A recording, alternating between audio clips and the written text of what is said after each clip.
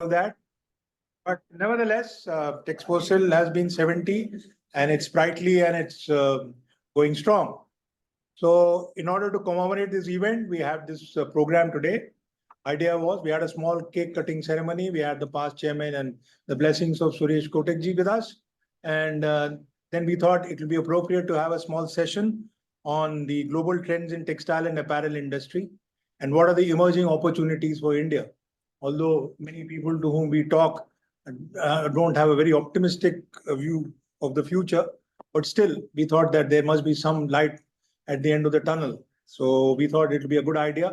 We have an expert in Prashant who understands these matters better than anybody else. And he will give us a perspective. He will give us where we are moving in terms of the trends and where some opportunities lie. Then we have eminent panelists, Mr. Lalpuria, CEO of Trident, CEO of Indocount. We have Dr. Saima Chairman, Dr. Sundar Raman, and we have Nikunj, who's also the chairman of the Fabric Subcommittee. So all these luminaries will give us some ideas on how we are moving forward. Without much ado, may I request our chairman, Shri Sunil Patwari, to give his welcome address. A very good afternoon to everybody. Thank you for joining us on this momentous occasion as we celebrate the 70th Foundation Day of TEXPROCIL.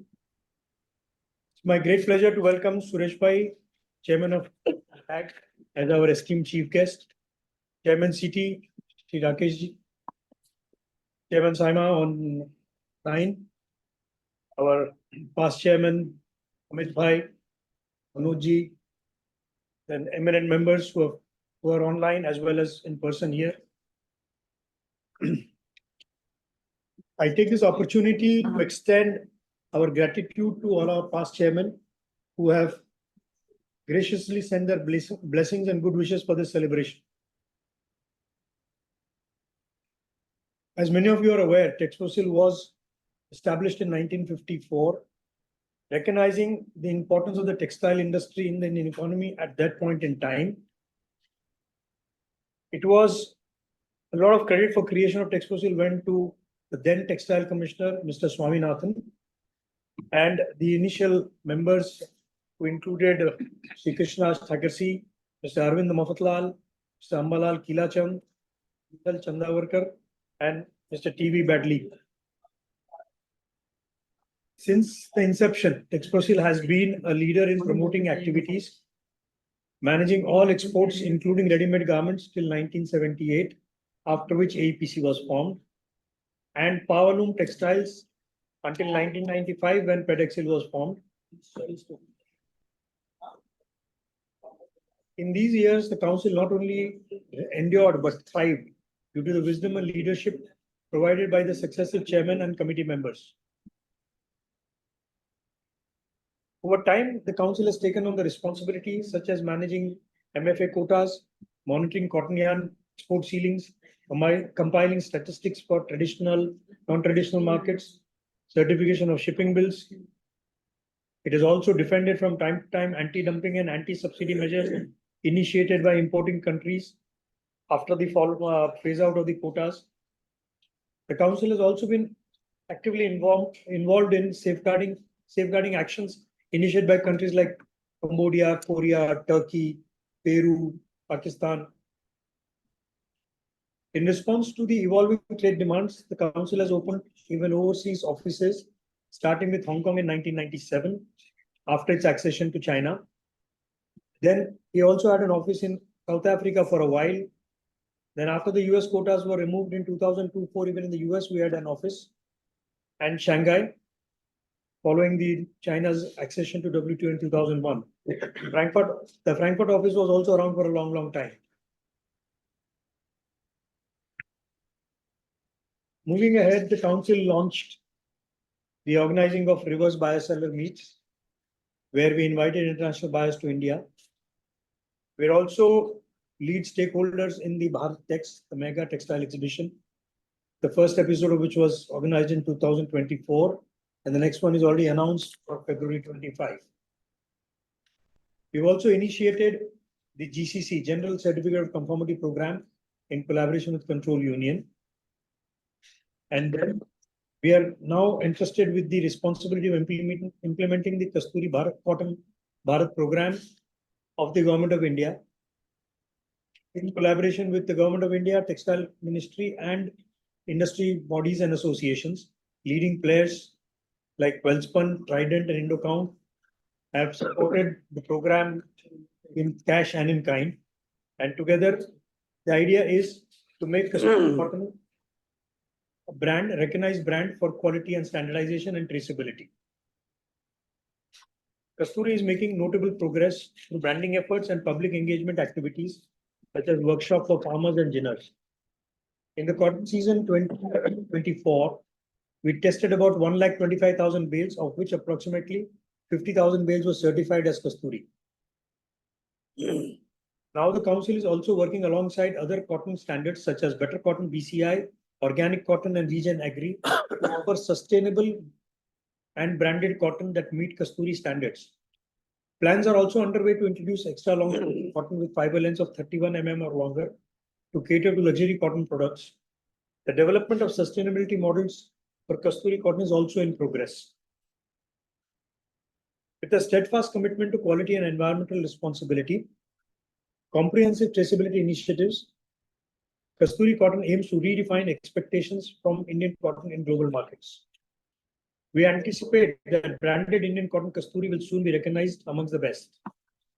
All these efforts are designed to enhance engagement with our members while elevating Indian textile industry's image as a premier sourcing and manufacturing hub for discerning global buyers. I am confident in the coming years, the Council will devise new strategies to meet evolving demands. We have organized this interaction with the help of Wazir. Mr. Prashant Agarwal is going to make a presentation on the trends in the international markets and the opportunities that we as an industry would have. I'm sure that all the members will enjoy what is coming up and have something useful to take out of it. In closing, I thank each one of you for being here today to celebrate this momentous occasion. A special thank goes out to Suresh Pai, affectionately known as the Cotton Man of India, who will soon share his invaluable insights into cotton with us. Thank you again for being present. Thank you. Thank you. Okay, sir, and now request our chief guest for the day, Suresh Kotak ji, to give his remarks. Shall I do after Prashant's presentation or now? Whichever way you, I think maybe. Okay, sir. because after I hear him, Okay.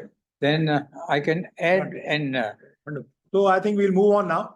And then Prashant ji, the floor is yours.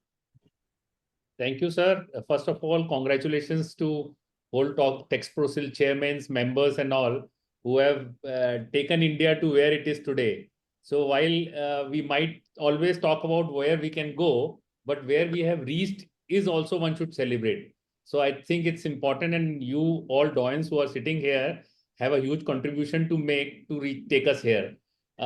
With this, so what Rajagopalanji talked to me and it was discussed. Let's talk about global trends in textile and apparel industry, emerging opportunities going forward. In this, I have divided my presentation into three parts. One is global textile industry overview, trends impacting the industry, and then opportunities and roadmap ahead. So these three are the areas that we will talk about.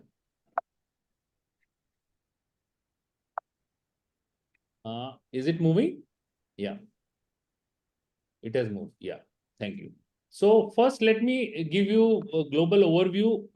We all know that today market at sales level stands at $1.7 trillion, and these are the big markets. And we see that by 2030 it will be 2.2 trillion. So I think more important than this slide is my next slide, where we are saying what happened in the top markets in last 1 year, because we have been struggling from last 1.5 years. So if we see at the sales level, and we have tracked the whole of 2023 and till August 2024, but let's talk about 2024 H1. 2% increase in sales at a US level. At a sales level, we are talking. In USA, 2% increase in sales. In Europe, they were down by 6%. In China, they were down by 1%. So these are the three big markets, while India is also big in terms of $102 billion, but these are the three biggest market, $150 billion plus, and that's where I have depicted there. So in two markets, market have gone down. US was plus 2% here. And we all know whether it's about inflation, consumer confidence, supply chain issues, geopolitical issues, that impacted the whole issue. This is a very important slide because we have been talking about how the inventory built up has happened, what happened in 2022, 23, will it improve in 24? And then that's where, 166 brands globally were tracked in terms of, and then manufacturers also, what were the inventory levels in fiber, yarn and fabric, garments, brands and retailers. What were the inventory levels? If you see in Q1 21, if the green part, the dark green part shows inventory levels below 0%. Light green is 0 to 10%. Yellow is 11 to 20%. Orange is inventory is very high, 21 to 30%. Above 30% is dark orange. So if you see inventories were below 0% in Q1 21. But what happened? In the rise of post-COVID, in rise of expectations of more sales, the inventory started building up, and at a fiber level as well as a brand and retailer level end of Q4 21. But in if you see in 22 overall, brands, because of anticipation of sales and actually sales happening, had built up huge inventories. If you see brand level, all are orange, 21 to 30% inventories from Q2 22 to Q1 23. So this is the level of inventory built up which happened, and the sales was also happening good in this 22. And we also were able to sell a lot. Export increased, went for India also more than $40 billion, and everybody earned bumper profits during that year. But because the inventory was built up, and now when the sales came to normal level, if you see the inventory, the buyers started to reduce the inventory. In brand and retailers, if you see in Q2 23 and Q3 23, they had reduced the inventory level quite a lot. And now in Q4 23 and Q1 24, it is coming down to 0 to 10%.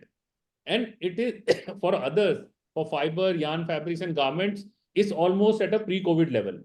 So what we are talking about, that inventory issues which were there, which built up, are not there anymore.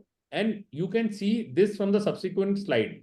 We have tracked monthly apparel export in this year, H1 of 24, where if you see USA, the sales January minus 16%, March -6, -2, -8, but in July onwards, it's all green.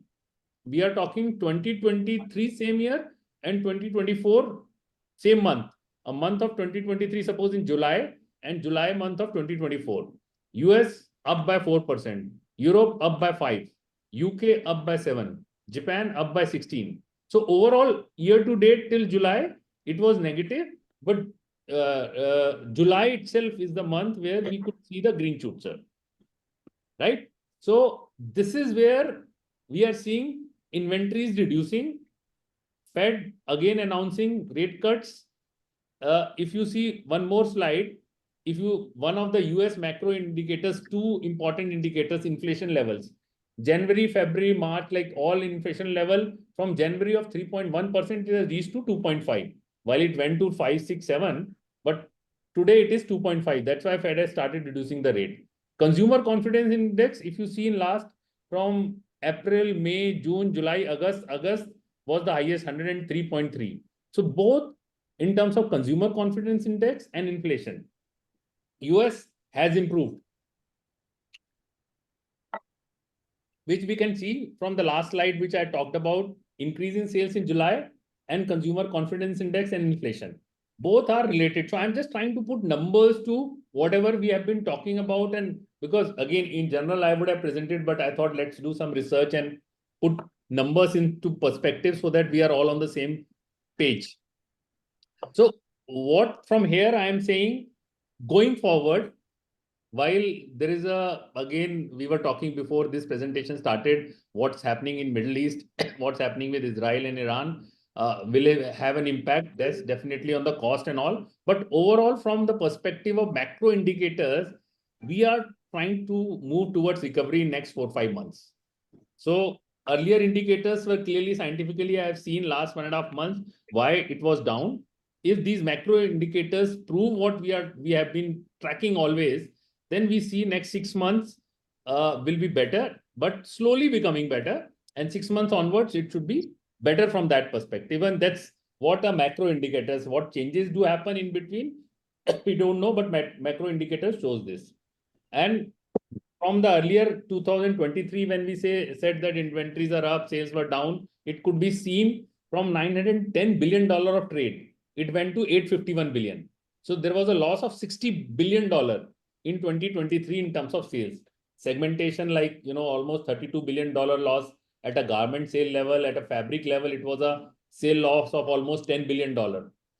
So there was a loss, but we see that this is going to recover from 851, whether it's reached to 910 level or something will impact it, but it will be recovering from this level and move forward from there.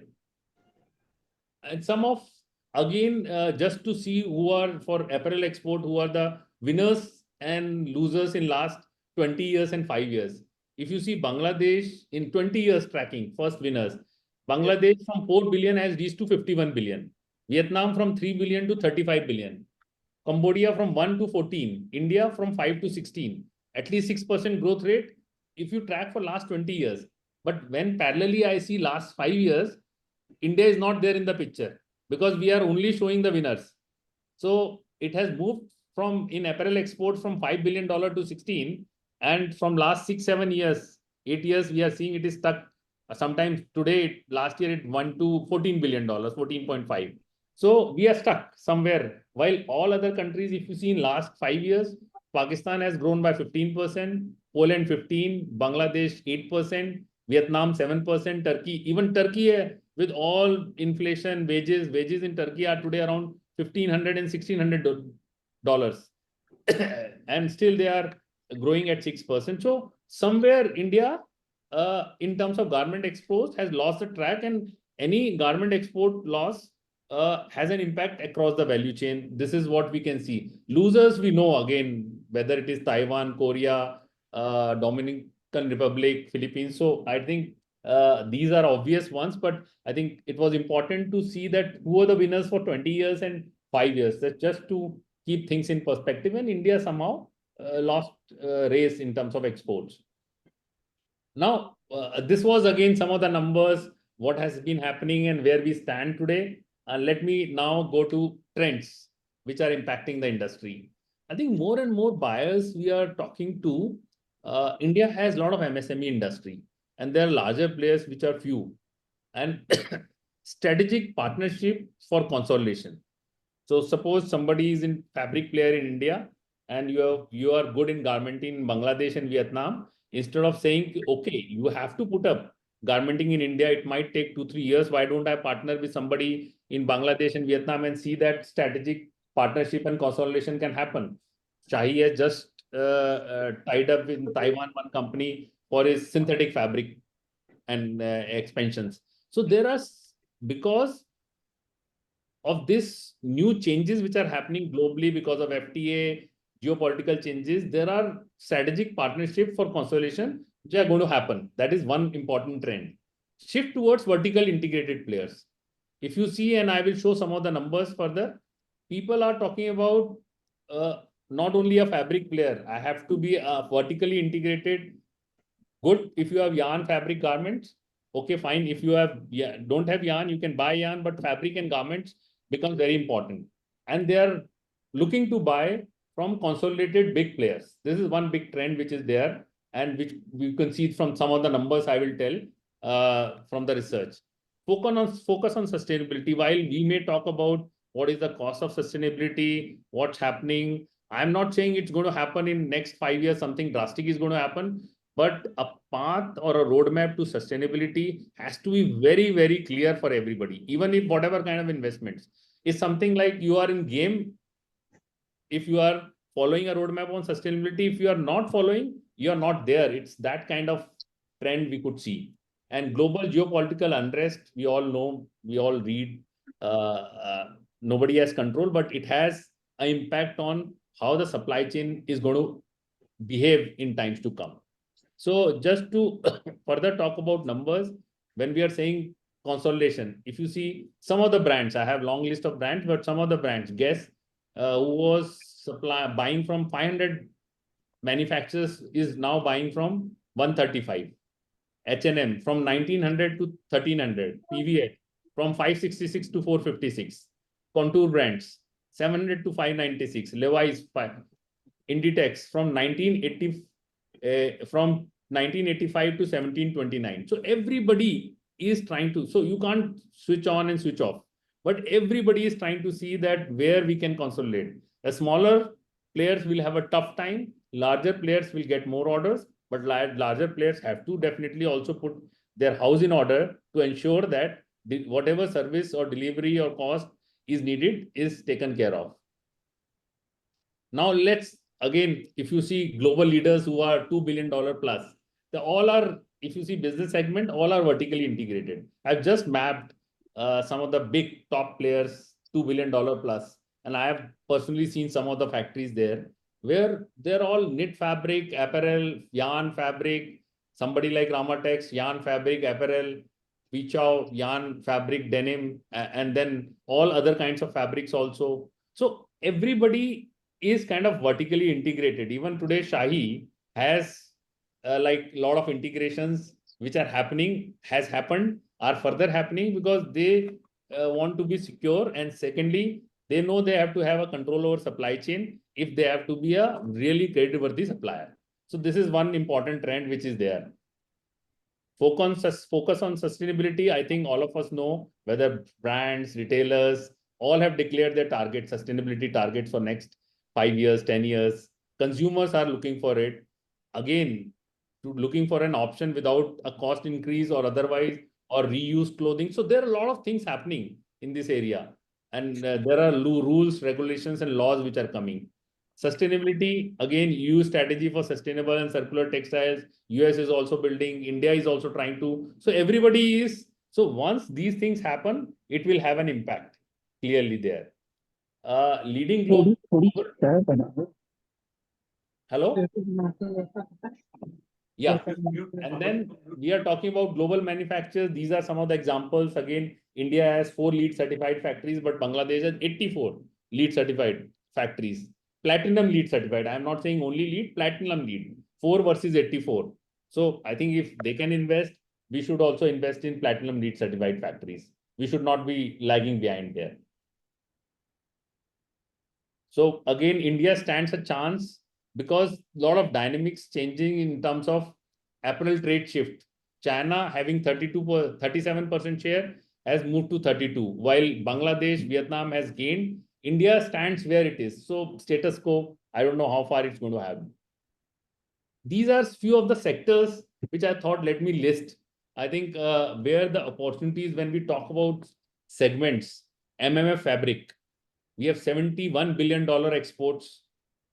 India's export is 1.7, 2% share. Cotton fabric, we have $32 billion. India's export is 2.3. So where we say we are prominent and we are always talking about let's go synthetic, let's go synthetic. So share in cotton fabric is also 7%. See, I always believe where you are strong, you should always consolidate instead of always looking for, see, when you have to build up MMF fabric, you need to do partnership, know-how, availability of people. Initially, you have to have people from outside also to give you support to build up same quality of fabric. It is the future. But cotton, again, huge trade, which we understand. Can we have those kind of scale factories where we say, okay, cotton, at least we are dominant. So I think this is what it shows in terms of market share. Knitted garments, synthetic garments, woven garments, again, huge. Synthetic garments, when we say it includes both knitted and woven. So if knitted and woven garments together in this through $55 billion is included. So we should not total it up. So again, share is what, 3% 2%. Imagine. So denim garments, again, share is not even 1%. So $18 billion garment trades. We have so much of denim fabrics. We don't make garments. Do we need strategic partnership?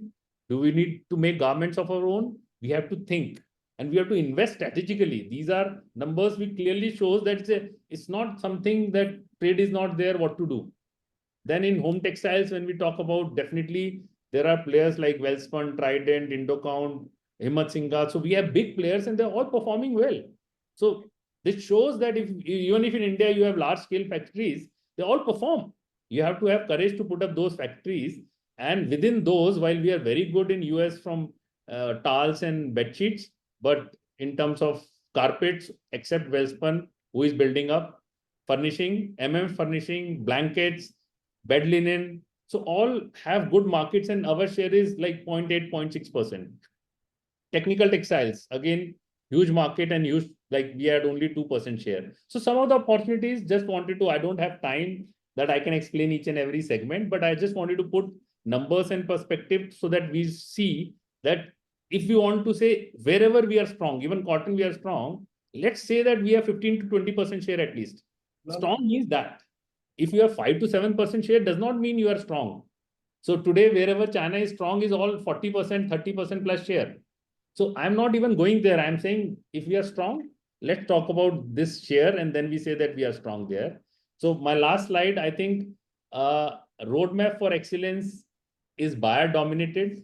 We are talking about fundamental requirements. If we are into this business, if we want to put up scale, I think we are more worried about whether we are going to find markets, will market improve or not. I think this is one factor only. I have seen many factories, believe me, like who are so well connected with the buyers. Sales is plus 2% in US. If you have manufacturing excellence, ESG supply, compliance, digitalization, all the basic tools in place and you are giving service to the buyer, they are doing well, even in these tough times.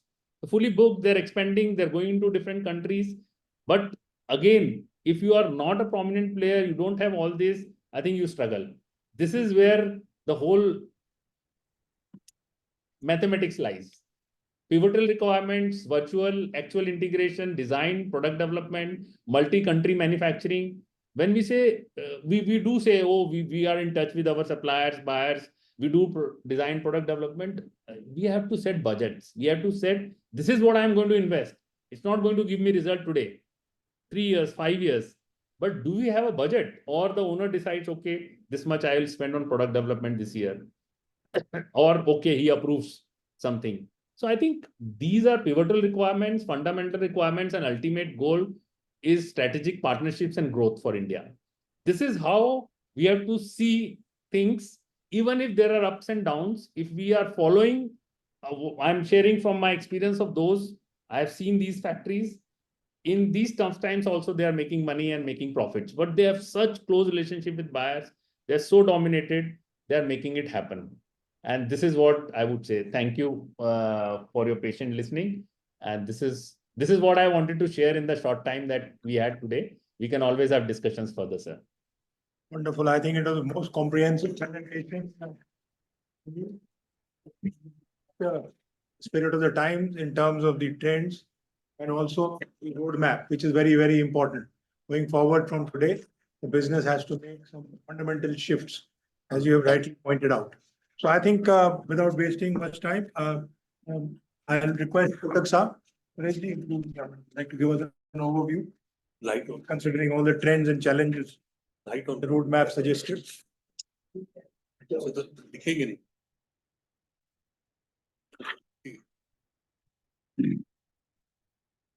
My dear cotton friends, today we are on a glorious day. The glorious day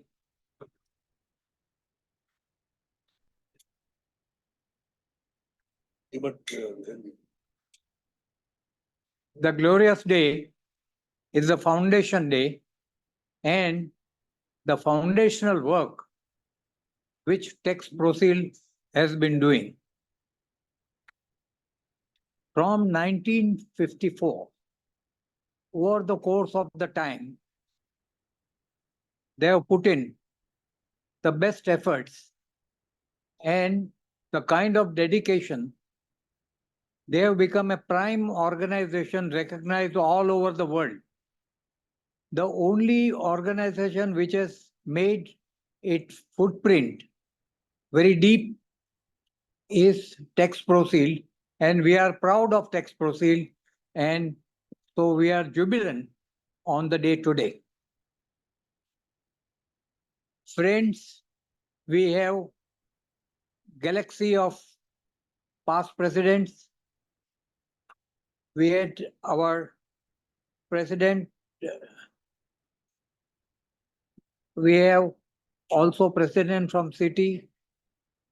We have also the leading people from South, as well as we heard a very good presentation from Prashant. Prashant is a very knowledgeable person, and I have always liked to hear him. So when I was told that I should give first introduction speech, I said first I would like to hear Prashant, and then I would like to learn and then earn out of it and speak. So here I am. Prashant, congratulations for some of your very outstanding thoughts. And the most, I will also agree with you on 2 points on the demand side. On the demand side and the trend, I feel what you said about the kind of the pivotal factors, which is the vertical integration. And the vertical integration is a very important factor because vertical integration itself is a supply chain or a kind of a value chain, or it is a chain. So that means we also in the tag also consider this thing that the chain itself has a tagging effect. Tag is a tag and it is a pulling effect. So there has to be a pulling effect, which our cotton economy in India today requires. We do not have that much consolidated pooling effect, which I think one of the pivotal points in your presentation is pooling effect. Am I right, Prashantji? Say yes, or you can correct me. Yes, sir, absolutely right. So the pooling effect, both, I use the word pool in 2 ways, POOL as well as PULL. Unless we pull together, which is the cooperation which you mentioned, and unless we pull together, I think we will not be able to survive. The question is today, the problem before us is not only taking the opportunities, but first survive to take the opportunities. So we have a 3-dimensional problem: survive, revive, and then thrive. So unless we have a 3-directional strategy, how to survive ourselves, today the basic factors are against us. There are opportunities lying on the demand side. People are welcoming us. The geopolitical atmosphere has changed in favor to us. But the weakness is on the supply side. Our supply side weakness requires immediate attention and immediate concentration to work ourselves towards that goal. There are always, you very rightly said, that there are always a lead time and there is always a need time. So need time is today, lead time we have to shorten. So need time and lead time, both we have to do to get an impact and to get ourselves survive very, very fast. We have already lost sufficient time and the efficient time. Still, with your characteristic smile, we can walk a mile. Let us go all for that. And my thinking is that we have to, how to build supply chain. That should be our angle. And in that, I would feel, starting from the total pool, that the fundamental point, the cotton is the root. The root is weak. The root is weak due to the wrong policies which have higher political compulsions than the economic realities, which is a matter of fact, and it is an open fact that you see the realities of the business and the realities of the competitive world we have yet to recognize. But we have to be innovative. And I would request a kind of a research from you that how we become innovative, how we rework our total framework. And according to my rough thinking, and which requires a lot of debate, that unless we draw out a policy which benefits all the part of the supply chain, because in China, if you have seen Prashantji, China, they care for the farmers equally well they care for the industry. The kind of the impetus which is being given to the farmers, and then the kind of the reserves, the kind of the policy which they do it in favor of the farmer, but still they are not oblivious. They cannot remain oblivious, and they are not oblivious of the fact they equally move sensitively and sensitize the industry also and the industry's requirement. If you see the China policy, there is an incentive framework built up for the China to export, and that is where the government comes in. So if the equal treatment is made to all the aspects of the supply chain, and then only I think we can survive this battle. Otherwise, I am afraid that we are going on a very, very great, rapidly downward trend. First, starting with the cotton again, the kind of the compulsory accretions of minimum support price. That means every year, whether required or not required in the competitive eye, but with the same production and with the same productivity, the farmers are getting, they are being given a kind of impetus which keeps them stagnant. The total today's, so we must change that position to a different position. I may roughly suggest that if our minimum support price can be worked out into maximum benefit price for the total chain, in the sense that we work out the minimum support price in a way which we reduce the cost of production. I have been looking at the Agriculture Price Commission and Agriculture Price Commission studies. And in the Agriculture Price Commission studies, I have found that the cost aspect and the cost structure needs to be reseen. As a matter of fact, the PLI or the though fertilizers are being given subsidy, but the seeds, the kind of the irrigation, for example, various kinds of irrigation make a lot of difference. Then the soil enrichment, what is the PLI for that?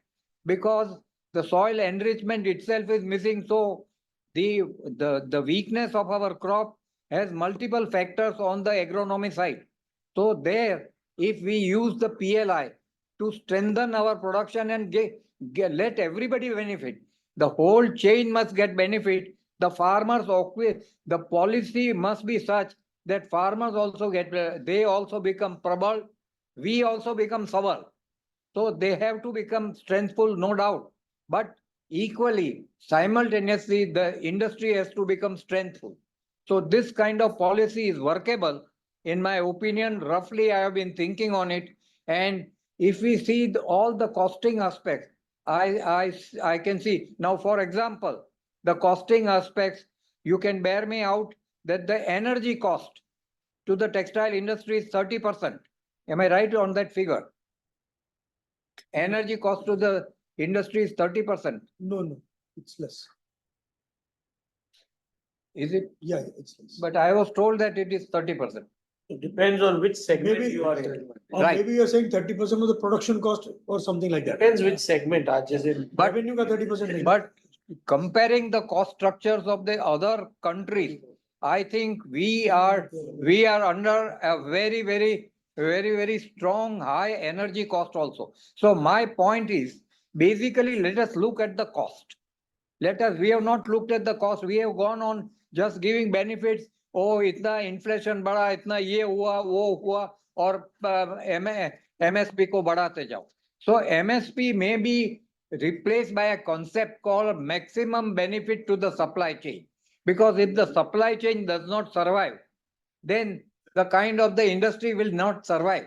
And your vertical integration theory can become only successful if the supply chain is strengthened and they are empowered with all the kind of things. Say, for example, now the kind of the wind power or sun power or all this, the energy cost should go down. Energy cost to the farming can go down. A number of factors of agriculture cost, which I have recently been studying, I think they could be reduced very much.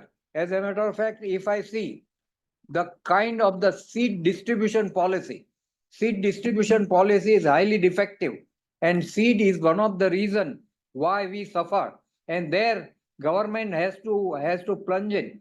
And I would request, if the farmers could combine for their views and for their requirement, let we industry also, all integrated way, one and all should combine together and strengthen this supply chain. Unless supply chain is strengthened, we will not be able to meet the emerging opportunities of demand, which you have very nicely illustrated. There are so many opportunities, and the great three areas also you have mentioned where the opportunities lie. The technical textiles, for example, we have, I may also state here, in Kotak, which is a research organization for cotton, they have got 50 researches patented on cotton.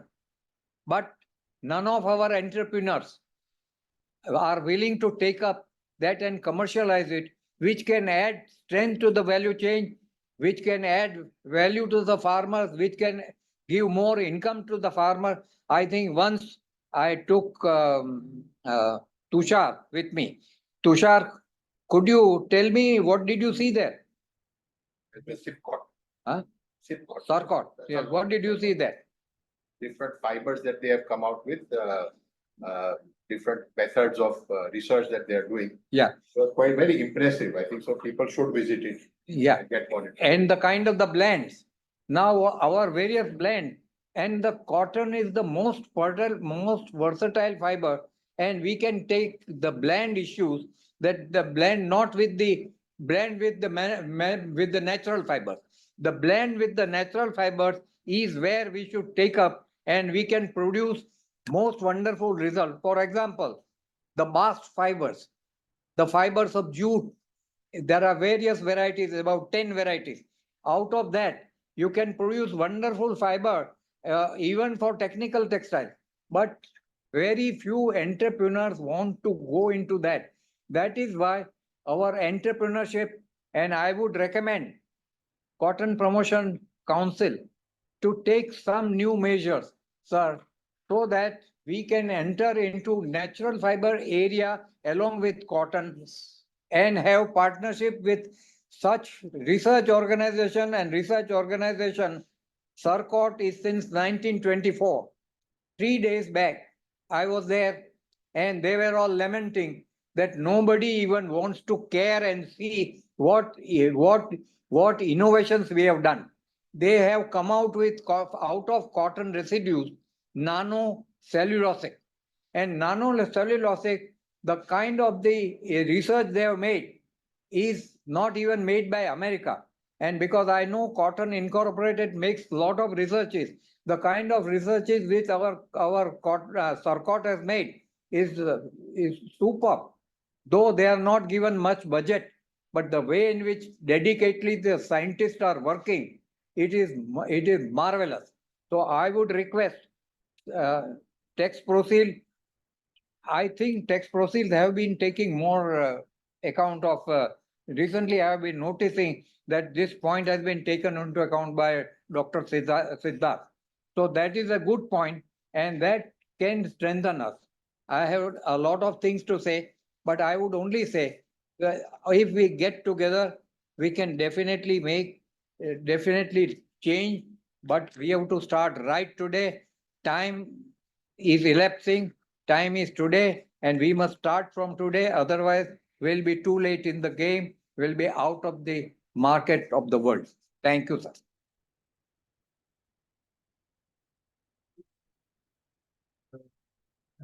Sir, you're as always inspirational, sir. Survive, revive, and thrive.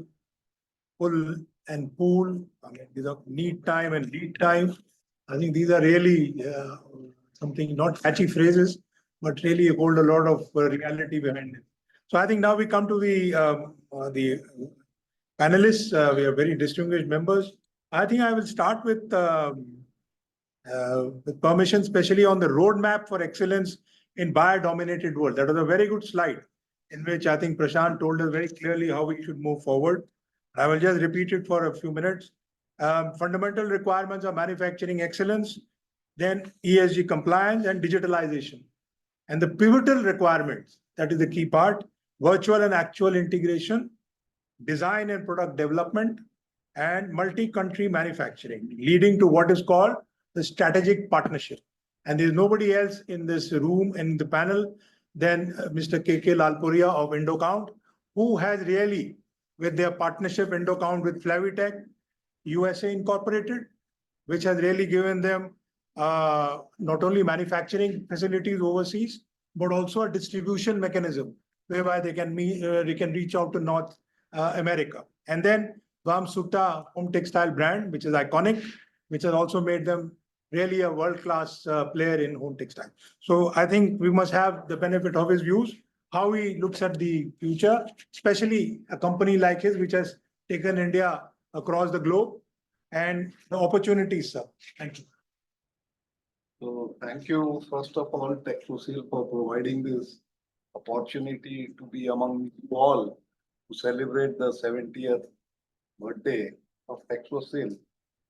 And TEXPROCIL has embarked on this journey in promoting cotton and cotton yarn, and today it has created industries across the globe who have taken leadership positions. So we thank you. Thanks TEXPROCIL and its office bearer for a guiding force to, for the industry to take on new challenges and opportunities both. So I would just, after the wonderful presentation which Prashant made, on to where the gap analysis is and where the opportunity lies. And we do realize with this presentation that we have a long way to go. And that's why we keep on speaking about, building exports from 43 billion to 100 billion, and then textile overall trade from 150 billion to 350 billion. So those are good numbers to speak about, but really when it comes to execution, where we see the growth, it's like quite challenging to prove those numbers. So what I can share with you is in our journey as well, both company and from my personal standpoint, what I have learned in the process is that if you look at the roadmap which companies like ours and Welspun and Trident and other have done, is focus. Like there has to be a clear focus on what you produce and what you intend to be into and what you would like to have a value proposition and a competitiveness. So the focus is very, very important, just like how we have created leadership position into towels and sheets and rugs.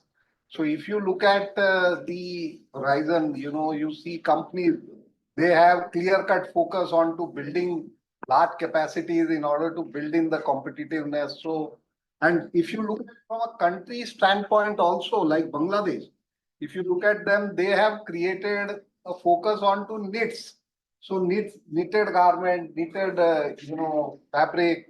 And that's where they have grown their business to. Vietnam has grown on to, apparel. So they have clear cut focus. They are not doing home textile at all. They are not doing any blankets or furnishing fabric to that extent, but they have kept a clear cut focus. And I always mention that, among the 5 large countries, in the global textile trade like China, India, Pakistan, Bangladesh and Vietnam, Bangladesh and Vietnam are labor arbitrage basically. They don't have raw material. So for them, to become and come as a leadership position is very inspiring. And Pakistan has got a saturated supply chain of the raw material. And economically also they are, as a country, they are not doing so well, but textile has been their focus as part of the GDP in both Pakistan, Bangladesh and Vietnam. So that is called the real focus, and they have grown very rapidly into this segment as what Prashant has shown in the last 20 years, and keeping that flag still flying in the last 5 years. The second important issue which we look at from a disruption standpoint, where we see in the last 5 years, we had COVID, we had geopolitical wars in 2-3 countries, and there are, challenges across logistics. So those disruptions will become the order of the day. So you have to face them and you have to tackle them and you have to address them in your overall strategy to see how you create a focused supply chain, strategy overall. Supply chain will be very, very critical in this decade. When I speak about supply chain is that we as company are investing into supply chain in order to create not only the focus on to hedging our raw material for a longer term, but also taking a position on to building in raw material inventories, wherein when we commit to the buyer, we have to see that we have to deliver at the end of the day. So in made to order business specifically, this is of prime importance that, once we commit, we have to deliver. And that's the reason you need to, ensure the supply chain. And how we look upon this supply chain is earlier, like in the last decade, everybody looked at China from a cost standpoint. So they flocked on to China, they placed orders there because they could save on cost, and it was very competitive into the supply chain. And that's why they took advantage of that. But in today's world, not only the cost, but the security of the supply chain has become quite important, because if you do not ensure the buyers of, that how you are building up the supply chain, then he will not have the necessary, confidence in you, that he will not be treating you as a long-term partner and collaborate with you for a longer duration. So that is also very, very critical. The third important trend which we all spoke about is sustainability. And we always look at sustainability not only as from a cost standpoint, but we look at from a innovation standpoint. Just imagine, like if sustainability was not there, we would not have developed banana fiber, or we would not have developed linen and hemp fiber and, various products, various processes, say no to plastics, then self-made bags, and, various kinds of packaging and reducing the carbon footprint. And believe me, there are so many regulations. I was recently at a supplier summit at Costco in Seattle, and they presented, how many regulations across the world are coming on in EU, US, in India, which are going to be like having a large impact on the style of business we transact. So we definitely need to align ourselves with them, get educated, and absorb them into our systems and processes. So sustainability is a very critical factor. We need to address it as we go and walk towards our journey. And that is very, very important. It's not I would say, a cost at all. It's an investment, and it acts as as a catalyst where we can in fact make money out of it. Just imagine like organic cotton or BCI cotton, region agri cotton, Kasturi cotton. So these are the methods where we can adopt them and, really make ourselves, visible. And this sustainability is all about also transparency in our business, how we transact our overall business and what sort of carbon footprint, how we are contributing not only from an economic or commercial standpoint, but also from a social standpoint. And that's why the overall ambit of, sustainability has been named as ESG. So it's environmental, social, and governance. So not only from an environment standpoint, we have to reduce the carbon footprint, but also to see that how we address on the social front, how we give back to the society, how we think about the wellness of our society, not only through our CSR activity, but in every field of our business, whether it is people, whether it is product, whether it is process, whether it is emission, whether it is environment. So all these areas we need to address collectively to see that we behave properly when we are doing business. And from a governance standpoint also, gone are the days when the corporates had their own way of working. It's not only that, earlier like owners used to think that they had their son and by virtue of being the son, he's the best guy to handle the business. So that governance days are gone. They have to create a professional overall outlook. They have to see that how they respect their employees and how they create a platform where they develop the skills of their employee and take them up to the ladder and see that they provide this opportunity and education to all of them. So investing into digitization wherein, we help our employees to excel and be more efficient and more productive in whatever they do. So those are the areas where, the ESG performs. And then also the directorship, they have to contribute. They have their own meeting. They have their own excellence wherein they form part of the overall governance. So it has come into a full circle that, the ESG will definitely help your company in order to not only leave a mark on the society, but help you in order to grow the business.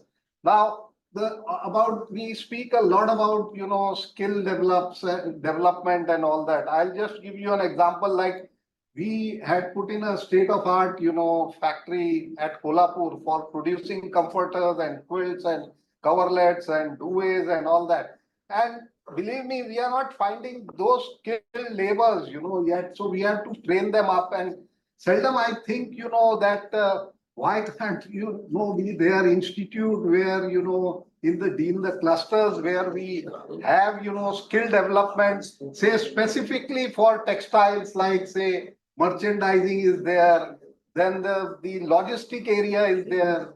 Then there is a skill development into marketing is there. Yes, of course, there are IIFT and Symbiosis which takes up this thing. But you cannot find a good merchandiser. You cannot find a good logistic handler.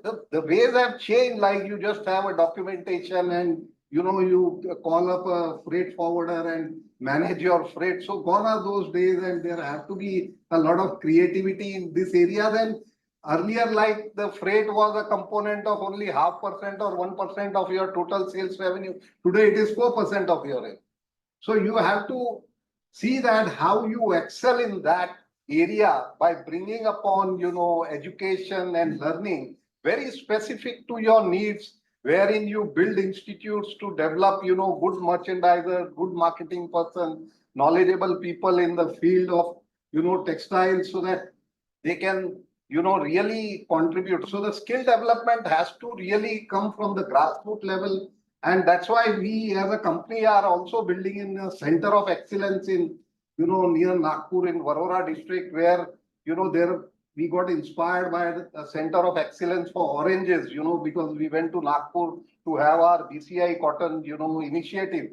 So we were inspired that there is no center of excellence for cotton where you can educate a farmer to have better productivity, cultivation, water irrigation or seed use or say fertilizer or pesticide use or how we can improve his quality front and all that. So those areas are still very like at nascent stage, I would say, and a lot can be done as what Kotak Saab has given us that introspective. And so these are the very strong areas where the global trends are going to, really impact the business. And one more area where, there was a mantra which was given earlier that, you act global and think local. So I would say with Indian economy developing, to 5 trillion and doing so well, we also have now opportunities where we can have not only act global, but act local also. So it is going to support your industry, whatever you produce. Say, for an example, if you become a fabric, producer, you have ample, opportunities to sell fabric within the country, and not only you need to think that you are outside the country, because a lot of, scale of operations which can be, built up on the fabric side. So I would end up my, my learning that, as a company, as a country, what we have learned in the process is we invest very, very less in marketing. So branding, distribution, marketing on the front end is the key. And just like how, in management, there is like profitability that's the orientation. You always speak about management. So I always speak about marketing. So then only, you can take out globally and see that how you can excel in that front by building on, brand, by building on distribution, by building on your global reach, onto reaching out to the customer with innovation, with differentiation, with your cost competitiveness, with your value proposition in such a way that it becomes a compelling reason for them, to embrace you and your product. So that's where, what our learning is, and I just was happy to share with you guys. And definitely, I wish TEXPROCIL all the best in its endeavor and the future journey. Thank you. Thank you very much. I think they really laid out the strategy, the future, the roadmap, and I must say IndoCount has led by example. So I think, of course, the scale that they have achieved, it may not be possible for many of the companies to do so, but nevertheless, there is some inspiration for us to look ahead to. Now I'll come to Dr. Sundar Raman, sir. SIMA chairman and also the chairman of the Yarn committee, sir. One of the questions which is coming up now, considering the way we are moving on value added and the way our exports are growing, how do you see the future of commodity trading, sir? Especially in the competitive landscape and the supply chain issues that are now coming up, because we have been dealing with, as you know, and then there is a drastic chain, and now there is a geopolitical issue with Bangladesh, etc. So how do you see the future of commodity trading, sir? So thank you, Siddharthji, and thank you, gentlemen, for inviting me for this landmark 70th event. And there are distinguished people who have spoken before me. Suresh ji, who is literally the identity of this industry, and that presentation by Prashant and Prashant ji and Mr. Lalpuri. I don't know what to say now. So you've taken me into the commodity yarn space, which I'm desperately trying to get out of. And that's what I'm trying to advocate to most of the members of the Southern India Mills Association whenever I get a chance. No, but to specifically answer your question, I think a time has come when we need to actually move out of this commoditization aspect. I think that the times of commodity are gone unless there are deep, protection mechanisms for the raw materials in any commodities input. But just to slightly deviate from textiles, I always say that if I were to be in an industry where if what would I like to be, I would say I'd like to be typically in something like the granite or marble industry. Because if you have a particular color of granite, I remember a gentleman in Karnataka used to have something called as a red color granite, which used to be sacred for the Japanese and Chinese. And for 30 years, that's it. That was his single source of competitiveness, and nobody could take that away from him.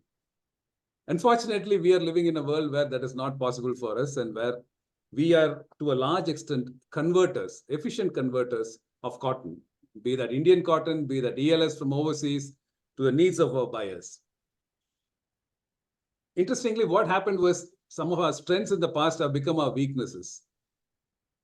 the Indian textile industry, backed by a very strong workforce, strong government support, and more importantly, strong machinery support in the form of people like LMW, focused on heavy capital investments and getting into large-scale yarn production. And we forgot that at some point there's an end buyer, a brand somewhere in the world, and his consumer, who is the ultimate customer we are catering to. And as we went through this for 60, 70 years, we saw that smaller countries like Bangladesh and Vietnam didn't actually go back into the yarn manufacturing. They went forward. They created capacities essentially in large scale converting, and then came back into processing. And ultimately, at some point, we realized there was a complete disconnect between us and the end buyer. I firmly believe that the era of commoditized product selling is over, even if with all the efforts we are all taking to make sure that the 10% import duty goes and Indian cotton and cotton in general is available to it at a competitive price compared to the world markets. Today's economics have completely changed in the way that this business works. We are working in an industry where the asset turnover ratio is coming below 1:1, particularly because of the land and building components of manufacturing. The writing is clearly on the wall that we have to move into very close integration with brands. For that, there are two aspects. There are people who I see who actually get into creating extremely specialized yarns. Let's say underspinning a Supima into a 30s count or something to get something that is truly superlative and working with brands. Or people who are going the other route of getting completely into social compliance by saying like, I have the best traceability system in the world. End of the day, be it organic, be it whatever else, if you are going to work on somebody else's certification and somebody else's brand ownership, then you're just a converter. And I think that era is over right now. A second aspect which I'm seeing right now is that cotton spinning has to actually move into integrating into fabrics. Because very often we find that those technical aspects of what you say, like, I've got so much of imperfections and all, doesn't really translate into what the buyer wants. And what the buyer wants is to actually have a product at a fabric cutting stage that really makes a difference. And that, if that value proposition is created, then you get stickiness to your customers. And hence, not to actually take this discussion much further at lunchtime, I have to say that the era of commoditization is over. We will continue to struggle. I have a sheet with me that shows that we are somewhere, last year we did about $3.7 billion of cotton yarn exports. In 2014, that was close to 4.5. And that was when the US dollar was at 62 rupees versus the 83 odd that is today. We are on a very sticky wicket. And unless we decommoditize and get deeply integrated into the value chains, particularly have buyers visibility, in the sense buyers should be able to understand where the yarn is coming from and appreciate it for whatever special qualities you have. Unless we go there, I think the industry is in for a tough time. That's my view. Thank you very much. Thank you very much. Very well, and I think gave us the clear mandate of where we should really be heading in this country. We've gone through various phases, but now where we should really move on a definite path. And that brings us to Nikunji. Nikunji, fabric is the fulcrum, as Dr. Sundaraman said. That's where the entire game is. And the other point that I'd like to make is TEXPROCIL started its career and the fabric business. The garments came only in 58, 59. We've gone through some history here. We read the speeches of our first general AGM, second AGM, third AGM. If you see those speeches where the chairman was speaking in the general body meeting, the entire game of textiles began with fabric, including the restrictions that UK placed on our fabric export, which led to MFA quotas and all that. So now the key question which remains over the last 70 years is how does India, which I think at one point in time was very strong in fabrics, has lost its base. We are just about $2 billion, 1.9, 18 to 19% is our share in our export, whereas yarn really has moved up and now it's on a decline. And home textiles has also shown us the way. So, sir, how do we really become a hub for fabric production? Because that is the challenge, and that is going to be the base of all the future activities that you might take place in the value chain moving forward. Nikunji. Yeah, thank you, Siddharthji, for inviting me, and really glad to be part of this August gathering and part of TEXPROCIL. So coming to your question on fabric exports, honestly, I have a question myself. I always keep questioning, why should India be exporting fabrics? And who should be importing fabrics from India? So practically, if you see, the biggest partner for fabric for India should be Bangladesh because they are the biggest garment exporter. Otherwise, there is no other country or no other reason where the fabric would go in today's time. So the only way we can improve our fabric exports is to target the countries which are very, very strong in apparel exports and meet their requirements for fabrics. Now, that can happen in two ways. One is you get the brand nominations and then work with the vendors of those brands in those countries like Vietnam or Bangladesh or any other country. Or the second way is to really be very, very strong with your own innovation and development of fabrics, which unfortunately we are not. So I do have a very serious question on how the fabric export is going to pan out going forward. Now, having said this, I would like to pick up 2 points from discussions of previous panelists. One is from what Suresh ji said about pooling. I think going forward for fabric manufacturers, the way forward is association. The way forward is collaboration. One step below or one step forward. We have to collaborate with the other stages in the textile value chain to eventually improve our competitiveness. So pooling, coming together and collaboration is the key. And to add to what Lalpuria ji said, which one point which really hit me, and probably is not part of your question, but I think I want to make that point, is as leaders in the industry, Indocount, Wellspun, and others should take the initiative of tying up with local colleges to build the skill in the engineers, which is required by the industry. Because the actual education that is happening on the ground is far removed from what is actually required by the likes of Indocount and the likes of all other textile industry to grow further. So I think we will have to take lead in tying up with the education institutes and building engineers who are industry ready. So that was the point I wanted to make. But on the fabric exports, I think the only way is to innovate more, come up with newer, better structures, better qualities, and associate with various stages across the value chain. Wonderful. So I think that was put very well. I must, you've really summarized. Quite vast, in its scope and its implication. So I think we have had a round of discussion from the panelists. Now, we also have fortunate to have Chairman City here with us, Shri Rakesh Mehraji, and we would like him to sort of, in a way, sum up the arguments that he has heard, and how does he look as the chairman of the confederation, which is really taking the textile industry ahead. So your comments, sir. Thank you, Siddharthji. Firstly, I must congratulate Shri Patwari ji on having reached this milestone 70th anniversary, and also to all your predecessors. I must admit that you all together, along with them, have created a very robust institute, an institution in itself, which is well recognized all over the world and also in India. We are extremely grateful to Suresh ji for being here with us amongst us today.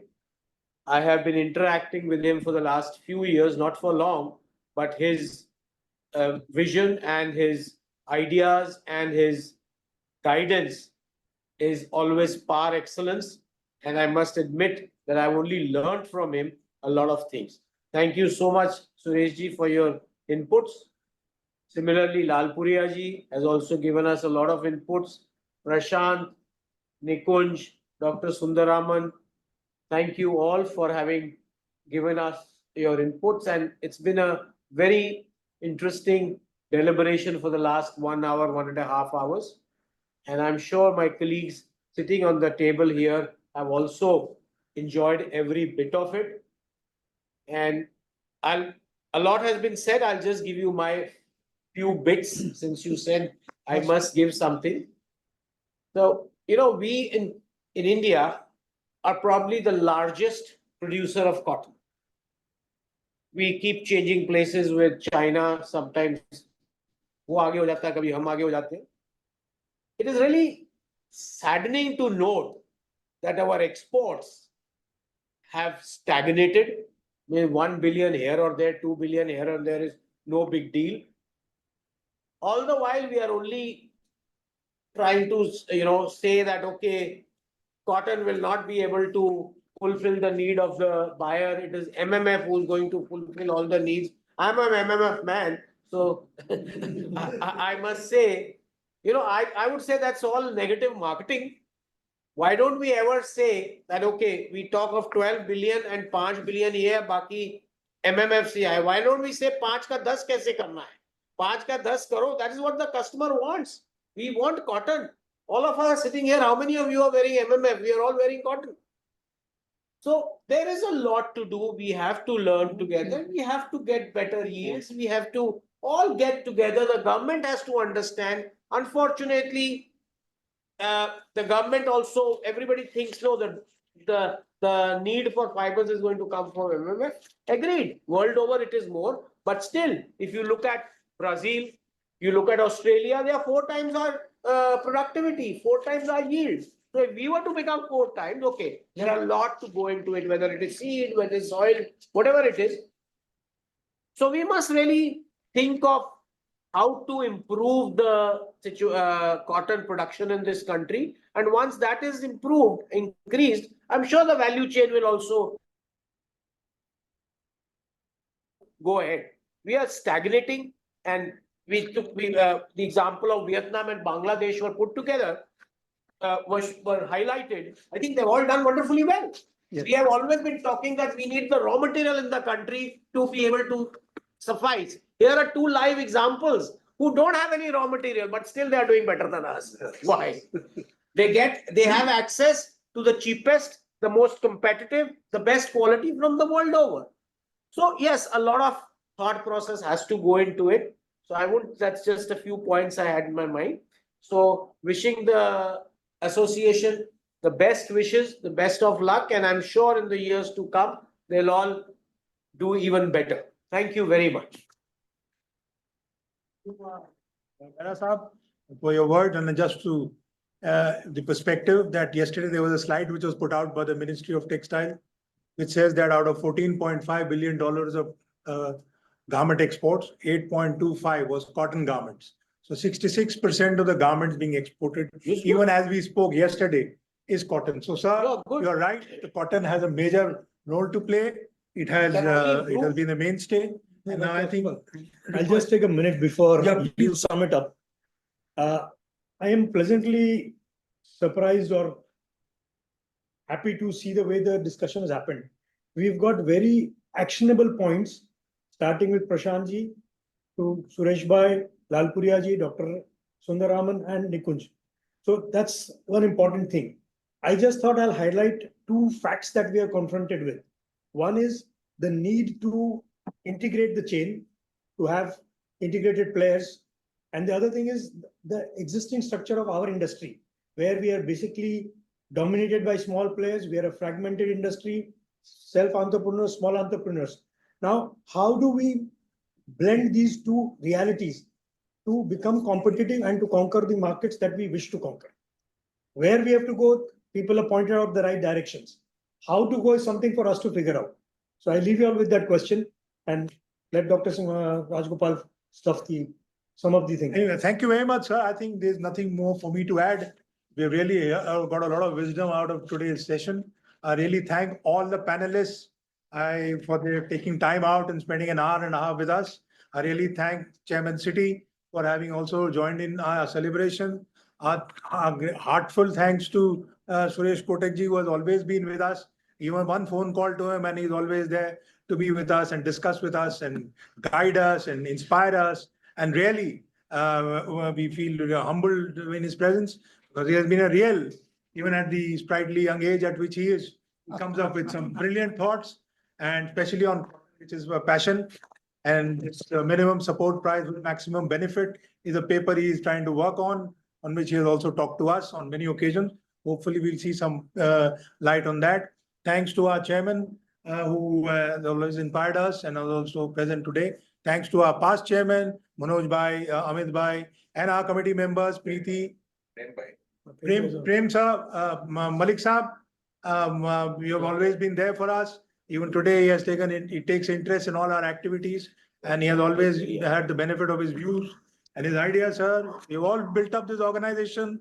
The TEXPROCIL is what it is, thanks to the contribution from all its chairmen, right from 54, 55, when it was set up. We have been going through the speeches in the annual general body meeting because we're preparing a brochure in which we would like to carry out some of the trends that have happened and shaped this council, and then really been insightful when we have read all this and found that the TEXPROCIL has been able to reinvent itself every time challenges were presented to it. Whether it be the garment panel, which was formed in 1958 and resulted in the AEPC going out in 78, or it was the power loom quotas given to the Pedexil, which led to 1995, the Pedexil going out. So the TEXPROCIL has been there. Our yarn, which maybe the earliest engagement with yarn, not only in the 50s and 60s, 72, I think we set up the yarn committee, and there was a yarn office, there was a yarn panel, which was allowed to work from Coimbatore. So these are all very fascinating vignettes, which we have been able to read and understand. So I must say, it has been a pleasure for me to serve this organization for the number of years that I've spent here, and I'm really grateful for the opportunities. I thank all of you. Malik Saab, would you like to say something before we conclude? I think he must have left. Anyway, thank you very much for your attention, and thanks to all the participants who responded to this call and who are all present. Thank you very much.